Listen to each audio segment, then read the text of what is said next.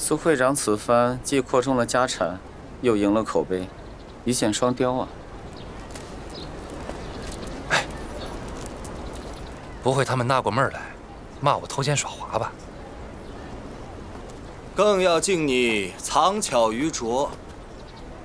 身为商会会长，不仅要他们敬你，更要他们怕你。眼见你如今在商道上越走越稳，我看是时候可以飞书给令姐，让她能够安心在外面游山玩水。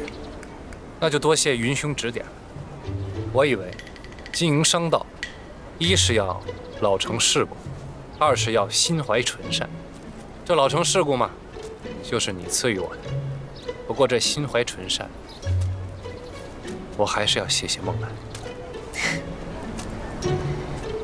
你呀，懂的还只是一些简单的方法手段，人还是那么善良单纯，初心未改。知我者，娘子矣。行了行了，你们两个就别在这儿刺激这傻小子了。诸多手续还要劳烦苏会长了。我带着傻小子散散心。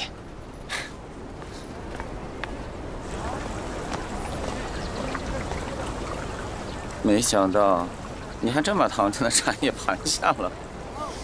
说，我那顿板子是不是也在你计划里边？莫言，我今日真的有点头痛，要不我先回去了。不用，前面有个热茶馆，要不咱喝杯热茶去去头痛？喝什么茶呀？要喝就喝酒啊！你请我喝回魂酒。那么着吧，要不你回去歇着，行不行？甚好。少跟我演戏啊！我怎么觉得你这借着情上报私仇呢？说，你是不是去找柳公权？啊，我找他做甚呢？就陵园的汉服落他手上，你还不去找线索？我说过，我会帮你到底的。但眼下我的确有件更重要的事跟你说。不成想大小姐在外游历数年，英武之气尤胜从前，现如今又平添了几分妩媚。南宫先生不吝赞美，莫是还惦着当年的婚约？不敢不敢，在下只是有感而发而已。想想当年年轻气盛，竟不知天高地厚，想高攀大小姐您。现在想想也着实可笑。如今既要并肩联手，你我不妨把话说开，以免彼此心中还有介怀。大小姐您放心，在下虽不才，但有一点好，那便是不念过去，只盼将来。如此甚好。南宫先生此番亲赴南都，不知作何打算？4个字：丝绸皇商。你要对付苏家？不仅要对付苏家，还要对付莫不凡与他的广惠庄。当然，还有一位，不用我说，大小姐您也该心知肚明。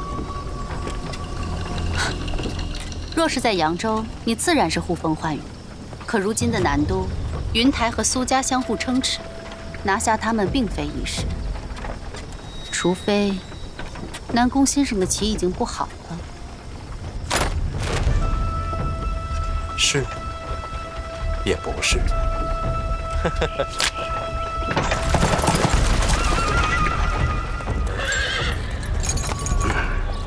看着点儿，去。